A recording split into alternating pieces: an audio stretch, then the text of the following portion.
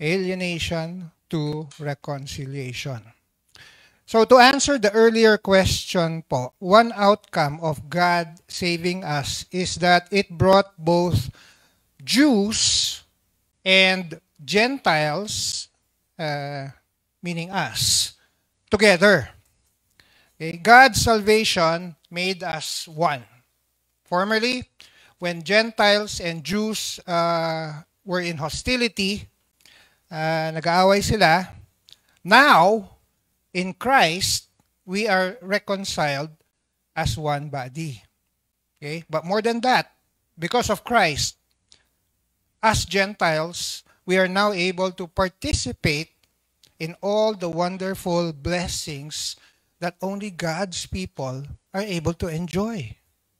Amen. Pwede na tayo mag-close. Okay? Didismiss ko na kayo. Kasi kinakabahan ako last week, si PD, hindi mapakali nung palagpas na siya ng 1 oras na nakatayo rito. Sabi ko sa kanya, PD, ganun talaga. Okay? Standard sa amin yan. So, in the year 1961, the Berlin Wall, you know the Berlin Wall? Okay, ito yung wall na nakatayo sa gitna ng city of Berlin, Germany. Okay, this is the symbol of the struggle between communism and the West. Okay, Berlin is just one city, pero yung wall na yon separated the people. Naging barrier ito for those in the East to be able to go to the West, and vice versa na rin. Okay? And in June 12, 1987, si President Ronald Reagan, he was standing on the west side of Berlin towards the wall, and then he made a dramatic request to the Soviet Union leader, si Mikhail Gorbachev. Sabi ni Reagan, Mr. Gorbachev, tear down this wall. And 2 years later, the wall did come down. Yung barrier na nagsaseparate sa east from the west was now gone. When Jesus came into the world 2,000 years ago, another wall was standing. This is not a wall made of stone or wood, but this is one that was built with prejudice and misunderstanding. Many centuries, this divided two groups of people. Okay? Nagkaroon ng division. The Jews and the Gentiles. Okay? But praise be to God, that no longer stands. It has been torn down by Christ. Today, Christian Jews and Gentile Christians are one in Him. Okay? Gentiles, for the information of everybody, okay, is anyone who is not Jewish. Okay? Yan ang Gentile. So, include tayo po doon. You know, it's really hard for us to put ourselves in the shoes of Gentiles who were living in the time of Jesus and Paul. It's hard to understand fully the hostility, okay, yung hatred that existed between the Jews and the Gentiles. It's so difficult to grasp the nature na bakit nag-alienate itong dalawang kasing people na ito. Okay? We think about it. The whole intention of the ceremonial law sa book of Leviticus po was to keep Jews from developing friendships, relationships with unbelieving Gentiles. Okay, yung food laws na binigay doon, it was generally given so that yung mga Jews will not be able to share meals with Gentiles. Because hindi sila allowed to eat many of the things that Gentiles were eating. Many of the other laws in the Bible were designed to set Israel apart, to make them distinct. Okay? And, of course, during the time of Jesus and Paul, yung temple po, ito po yung pinaka-powerful picture ng division, ng distinction, ng alienation between Jew and Gentile. Okay, for your picture this, the temple would look like this. There was the inner court, okay, where only the priests would go. And then around that would be the court of the laymen of Israel. And then next around that would be the court of the women of Israel. And then 5 steps down, behind a wall, was the court of the Gentiles. Okay? The Gentiles could only go up to there. And then at the entrance to the court of Israel, where the men and women of Israel will be allowed, okay, meron pong message doon. There would be a sign in Greek, nakasulat sa Greek, to any Gentile who had the idea of stepping into that area that is only for the Jews. And that message po is says here. That's the message. Okay? Anyone unauthorized entering into this court has himself to blame for his ensuing death. Okay? You go in here, okay, you will be charged and you will be killed. You know, basically yung message. Okay, that's what the message for Gentiles wanting to enter the temple court for Jews only. Okay? I don't want you to get this the wrong way. Okay? God was not being unfair here. Si God po, when He chose His people, His special people, He designed this in a positive way. Because they were His chosen people, they were to be holy, set apart. Okay? Na through His holy people's distinctness, okay, through their obedience, the world, okay, would be able to see the one living true God. Okay? But the problem is, the Jewish people became proud. Okay? Yung pride nila, the more they became proud, the more their hatred for the Gentiles grew. Okay, here's some examples po. Some Jewish women, yung mga midwife, they refused to help a Gentile woman give birth. Because if they do that, okay, it would make them responsible of bringing another despised Gentile into the world. Okay?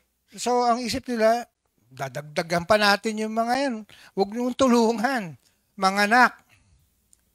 That's how they thought of the Gentiles. Some Jews believed that God created the Gentiles as fuel for hell. Okay? Sa impyerno, di ba, puro apoy. Di ba? So, para magpatuloy yung apoy na yon, yung mga katawan ng Gentiles daw yung gagamitin.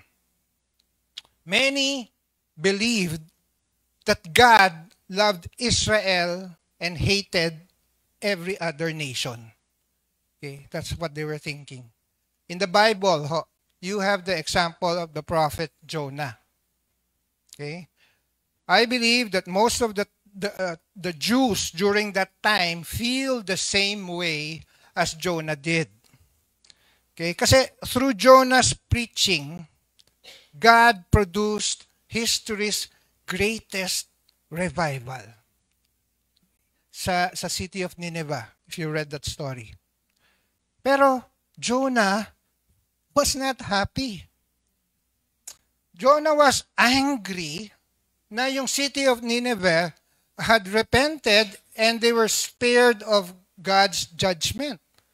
Why was Jonah angry? Because these people of Nineveh were his nation's enemies.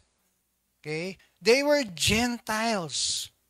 Okay? In Jonah 4 verse 2, we read the unhappy prophet saying, I prayed unto the Lord and said, I pray thee, O Lord, was not this my saying when I was yet in my country? Therefore I fled before unto Tarshish. Okay, for I knew that thou art a gracious God and merciful, slow to anger, and of great kindness. What Jonah was saying to God was, Lord, that's why I didn't want to preach in Nineveh. Because if they repent, I know that you are a forgiving and merciful God, and I don't want them to repent.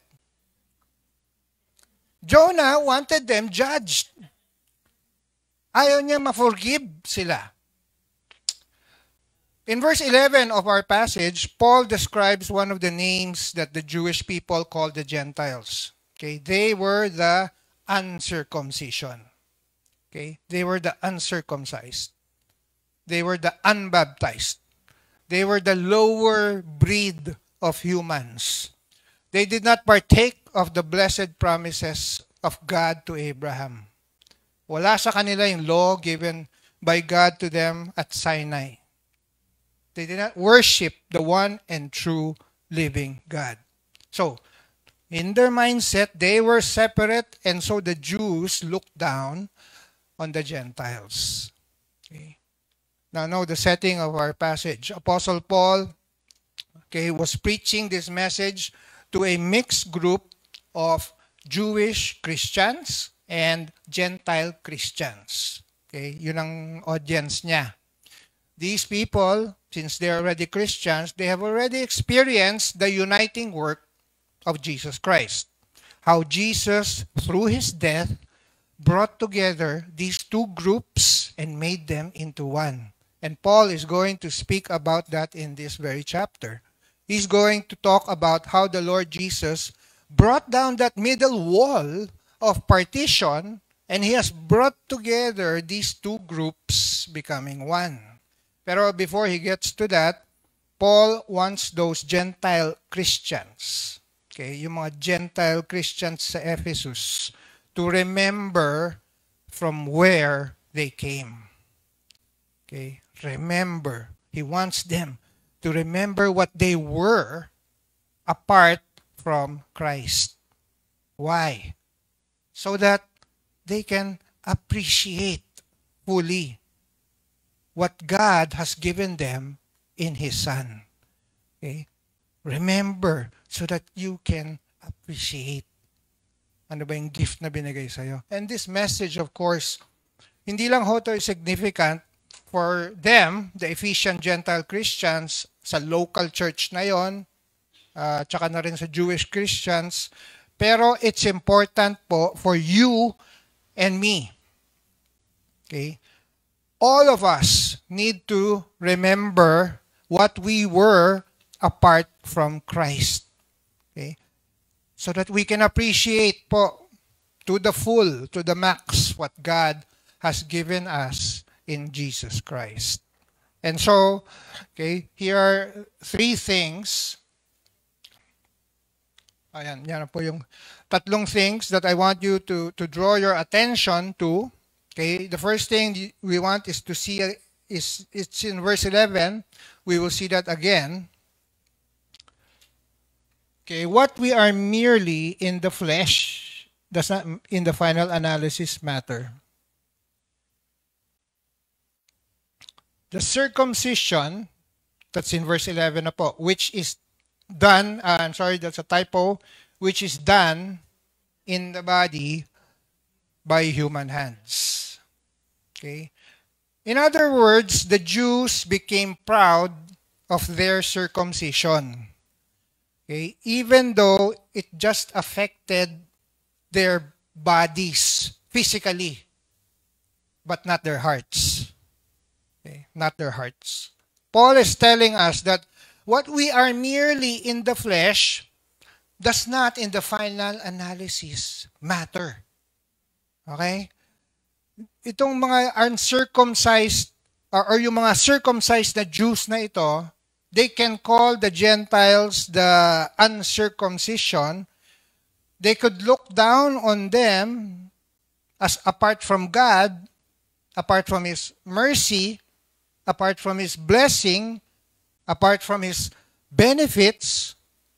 But the Apostle Paul indicates to us here that it's not where we are in the flesh that finally matters. It is not Whether you're circumcised or whether you are uncircumcised, that matters when it comes to receiving the blessings of God in Jesus Christ. What matters po is that you have faith in the Messiah. Not that you're circumcised or uncircumcised. What matters is who you trust for the hope of your salvation. These Jewish people, they could have just said, we received the sign of the covenant. Oo nga, okay? They have. We have received the ceremonial law. Correct? Okay? Nakuha nyo nga yun? But apart from the faith in Christ, do you know what that will get you? It will get you nothing but condemnation. Condemnation. Because salvation is in Jesus Christ.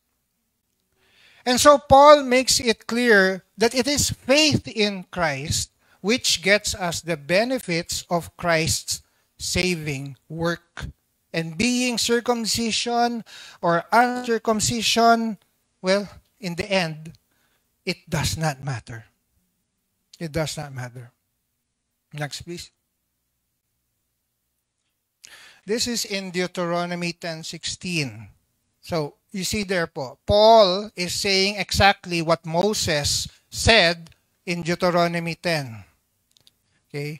Na, that what matters po, what is essential is the circumcision of your heart. It is the work of the grace of God in the hearts of men and women, okay, to transform them from the inside out. Yun po yung nagmamatter. Those outward signs, yung circumcision, yung food laws, ceremonial laws, those things were outward signs of inward spiritual realities. Okay, I'm not saying that what we do is not important. Okay, I'm not saying that we do not need to do good works. They are needed po. Okay, klaro ko lang. They are needed as confirmation of what you have become. Kailangan nyo yun. Okay? Pero kung yung inward spiritual reality is not there, those outward signs are useless. So the Apostle Paul is making it clear that what really matters is not whether we're circumcised or uncircumcised physically, but whether we are trusting in Christ. Okay? Yun po yung sinabi ko kanina.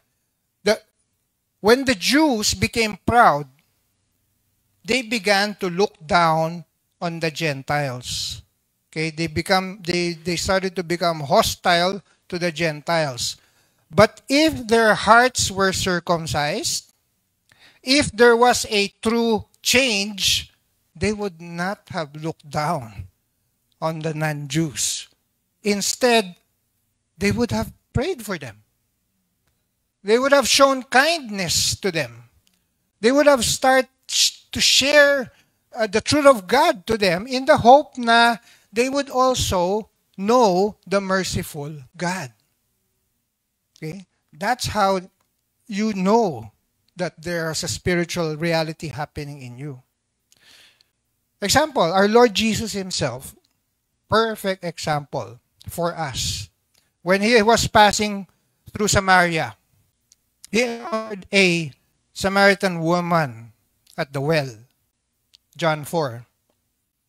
Many of us know that the Jews have nothing to do with Samaritans because they consider them as half-breeds. Okay? Mga tisoy, mga hilaw, okay, who practiced an impure religion. Jews hated Samaritans. Okay? That's it. But did Jesus shoo away this woman?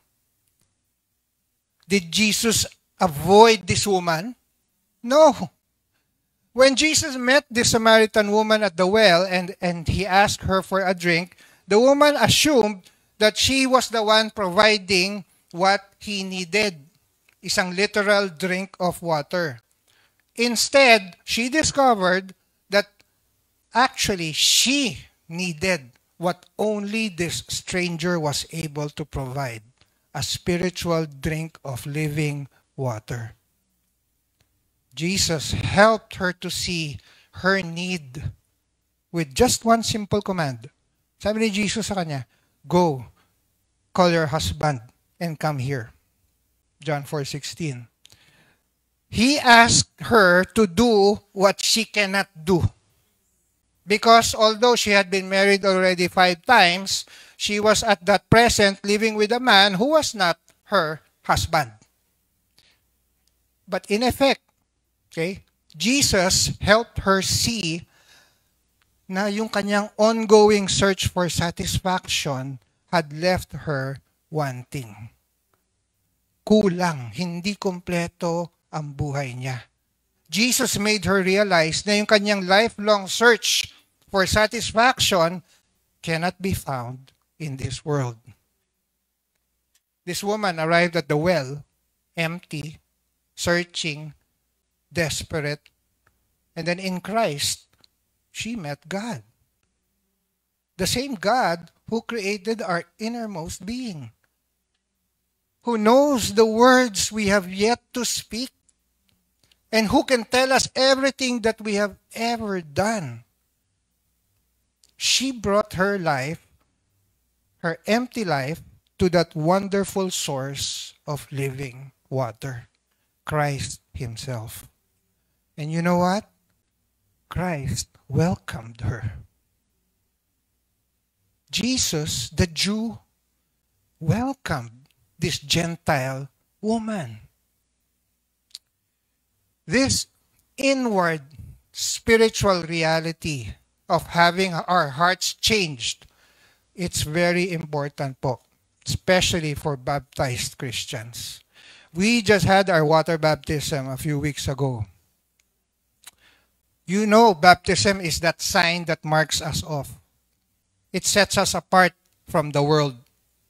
And so, it would be very possible and very dangerous for us to say to ourselves, well, we are baptized Christians. Well, we are communing Christians. I am a part of the evangelical church. I partake of the Lord's table. And yet not real in reality trusting Jesus Christ. So we could be deceived.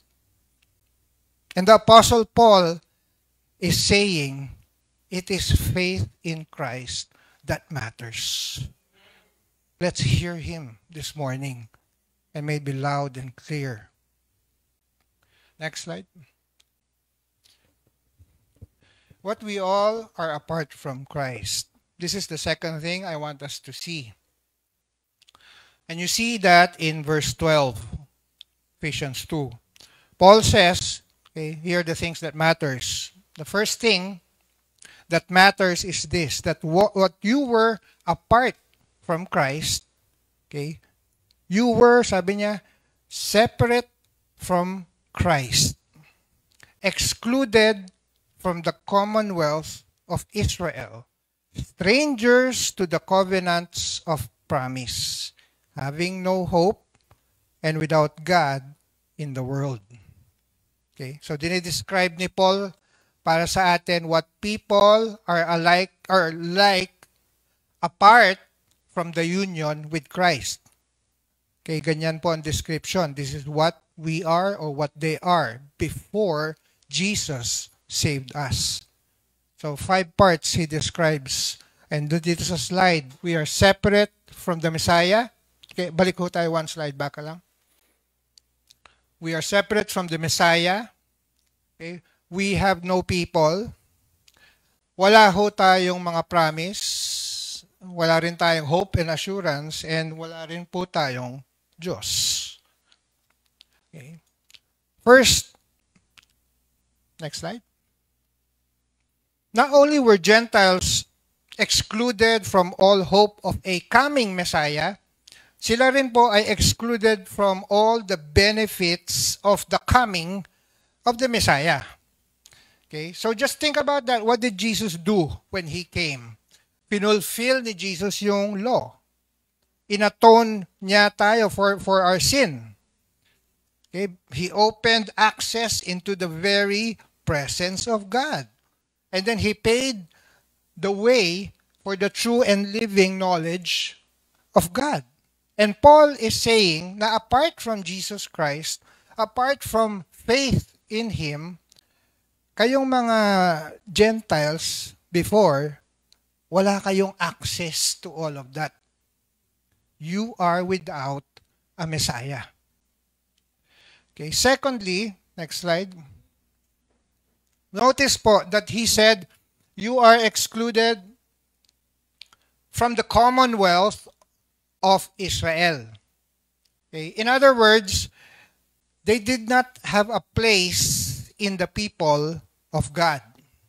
As I mentioned earlier, there's a sign, di ba, at the temple saying, Gentiles, okay, do not cross this line.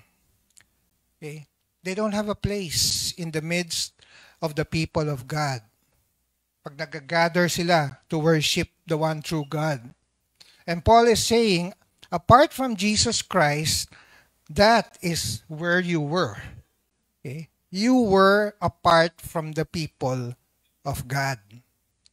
Now, ironic ho ito because many of the Ephesian Christians who were Gentiles, mga Roman citizens sila. Okay? During that time, it was the most desirable citizenship that you could have in that part of the world. Okay? Kumbaga, Roman green card yun. Okay?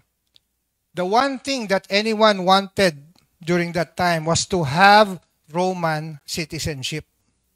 And yet, eto si Paul, he was saying to these Gentile Christians, some of whom may have been Roman citizens, was that apart from Christ, you don't have a citizenship in the midst of the people of God. You are not a citizen of the city that has foundations, whose architect is and builder is God. You are a citizen of this passing world, but you are not a citizen of this city with foundations that will go on forever and ever. You have no place in God's country. That's the condition po of every man, woman, girl, boy that is apart from Jesus Christ. Thirdly, notice po, he goes on to say na they are strangers to the covenants of promise. Strangers to the covenants of promise. Well, what does that mean? You remember PD mentioned it briefly last week. Sabi niya that God had given a promise to Abraham to be his God and to be a God to his children and his children's children, going to all his generations. Yun po ang promise. And para i-confirm yung promise na yon, God made a series of covenants not only to Abraham, but also to Isaac, to Jacob, to Moses na rin, to David, even to Isaiah. And by these covenants, kinonfirm ni God sa kanila yung promise sa kanyang mga tao na nandyan yung assurance ko. I gave this covenant to you as a promise to assure you that I will be merciful. Para di sila mawalan ng pag-asa. Pero itong mga Gentiles, they never received these assurances. Kung wala ka kay Kristo, hindi ka kasama sa mga tatanggap sa pangako niya. Generally speaking, Gentiles did not even know that God made such promises. Okay? Wala yun sa knowledge nila. And That is the condition of a person apart from Jesus Christ. And the next is without hope.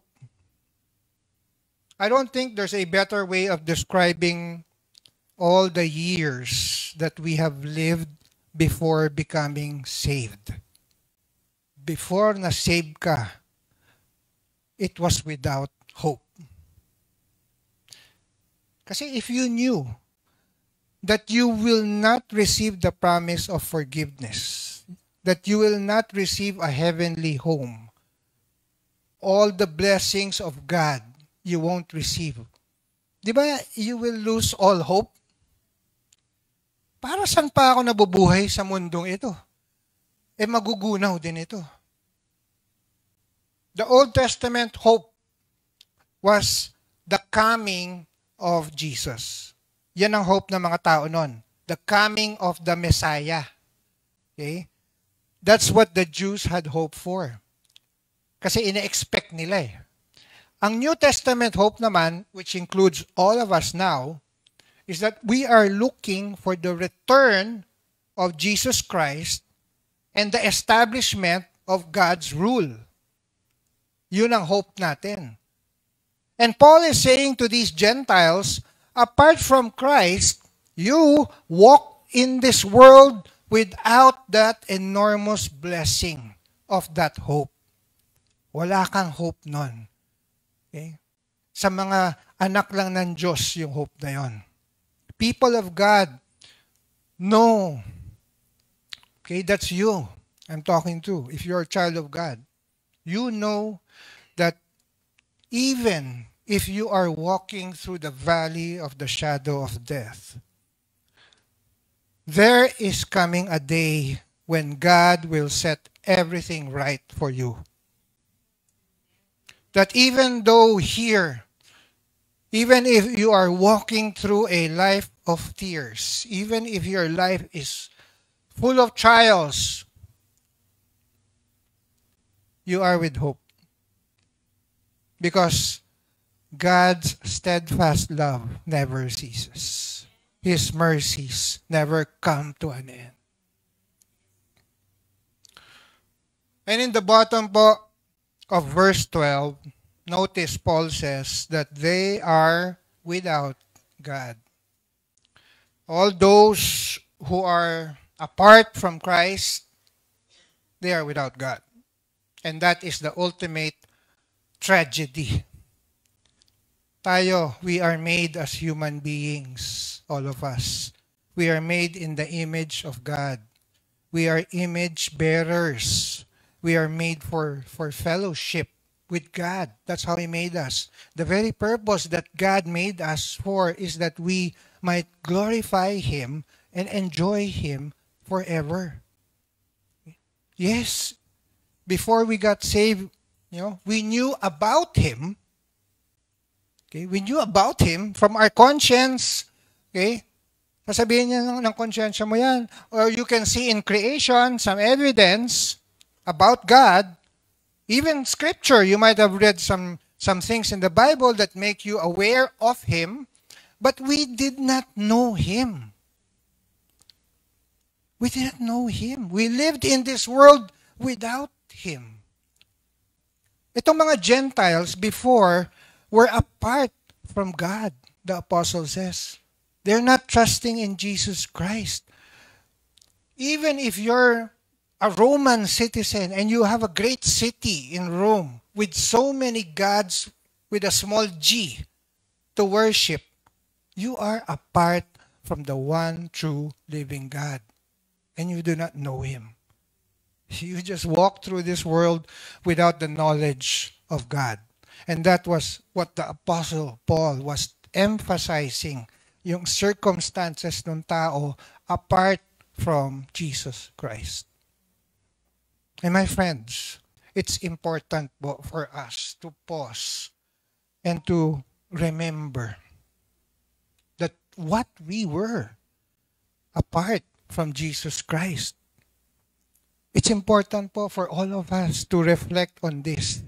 Na no matter what we have in this life, No matter what luxury we have or influence we have, no matter what career we have, what relationships you have, no matter how blessed we are based on this world standard, if we are apart from Christ, ultimately, we have no Messiah. We have no home. We have no assurance. We have no hope. We have no God. We can have everything in this world that it has to offer, but in the end, we absolutely have nothing that will last. And the Apostle Paul says, it is vitally important for us to realize where we were apart from Christ. Next slide. Last, we have verse 13. If you look at your Bible, verse 13, Ephesians 2. That was just actually the first of the many declarations of blessings up to verse 20. Kaya binabasa ko po sa inyo yung hanggang sa verse 20. Okay, verse 13. Paul opens with these two powerful words. Okay, kita niyo sa Bible niya? The first two words, but now. Okay? But now in Christ Jesus, who you were formerly far off, have been brought near by the blood of Christ. But now. In Ephesians 2:4, there's also a very similar, powerful two words there. Sabi ho doon sa verse 4, but God. Okay? Each Christian should have a but God or but now moment. Okay? Every true Christian can remember what he was. And then he can compare it with what he is now. Okay? He or she can say, things are different now. Something has happened to me. We need to ask ourselves this. Can I say with all honesty that God has changed me? Ask yourself that. Because how sad it is that so many people who believe themselves to be Christians cannot say yes to this. They have never had a true conversion. They are unable to speak of any change that has taken place in their life. Here, Paul says this is what really matters. That though you were once apart from the people of God, okay, though once you were apart from Christ, though once you had no assurance of God's promise, once you did not share with the blessed hope, and though once you did not know God, sabi dito sa verse 13, but now, that is no longer the case. Those days are over. Now that you are in Christ Jesus, everything has changed. It is the spilling of the blood that has brought you near. In closing po, next slide. I just want to share with what bringing us near to God means. Okay, isa lang ata ito ho, pero ang dami ho, suppose. And one is that God will always be watching over you. Even if you're surrounded by adversary, He is watching over you. Even if you are going through trials, He is watching over you. Even if you're asleep and you cannot take care of yourself, He is watching over you. Because God never slumbers or sleeps, diba? If your heart is bleeding, Psalm 34:18 says that the Lord is near the brokenhearted. He saves those whose spirit is crushed. God is not a distant and far off. You know, okay? Hindi siya yung parang sinabi ng song, He's watching from a distance. Okay? Pardon my tone, sintonado. No. Our God is near to us. If by His power through technology He is able to make my wife near to us, what more si God? He's near you. He's right down there in the middle of your life because of His mercy and grace.